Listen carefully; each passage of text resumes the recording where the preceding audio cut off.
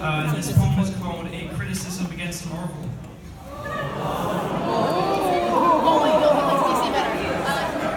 I am terrified already. Please don't kill me. In a movie theater on the day of the 26th, around the world as their favorite Avengers die, fans become transfixed. Through more than a decade, heroes we've grown with fight against the mad titan Thanos, a villain of myth. But unbeknownst to all fans, there lays a dark surprise, where Marvel actually lives on a throne of lies, a throne of deception, malice, betrayal, a throne that makes them succeed whilst the real heroes fail. I'll explain it to you now. The real hero, you see, is not Marvel Comics, but is in fact, plot twist, DC. Yes, DC, the world's second favorite comic, who makes movie review sites suffer pain. That is comic.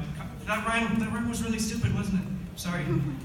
Little does every comic fan know that DC created all of Marvel's ideas. Yeah, that doesn't rhyme, and I don't care. Just like when Marvel made the Avengers, they didn't care that it was literally a ripoff of DC's hero team, the Justice League, which critics would deem not as good as the Avengers. That's pretty painful when Marvel treats DC in the way most disdainful. Remember the X-Men? Well, all of their members are ripoffs of the Doom Patrol.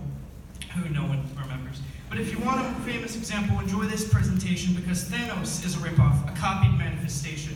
Darkseid is the character that inspired his creation, and it fills me with immensely grand frustration because the character's basics are just the same, but this fact was never implemented in any Marvel fan's brain.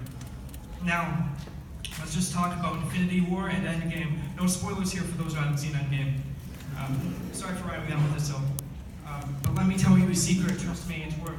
Infinity War is a ripoff of Crisis on Infinite Earths. Now you may ask me, what is this crisis I'm talking about? Well, by asking, you just interrupted the poem and now I have to stop rhyming. Let me just continue the poem before I have to follow a restraining order. Jeez, what is it? Let me give you the list of similarities so I can bring about this ripoff some popularity. Both star cosmic conquerors born of strife who decide to eliminate at least half of life. Notorious for turning your favorite heroes to ash. In Marvel it's Spider-Man, in DC it's the Flash. You should see the uncanny resemblance, no? The difference being that Crisis came 40 years ago, whilst Infinity War was just last year. I don't need a rhyme for this, it's just obvious now.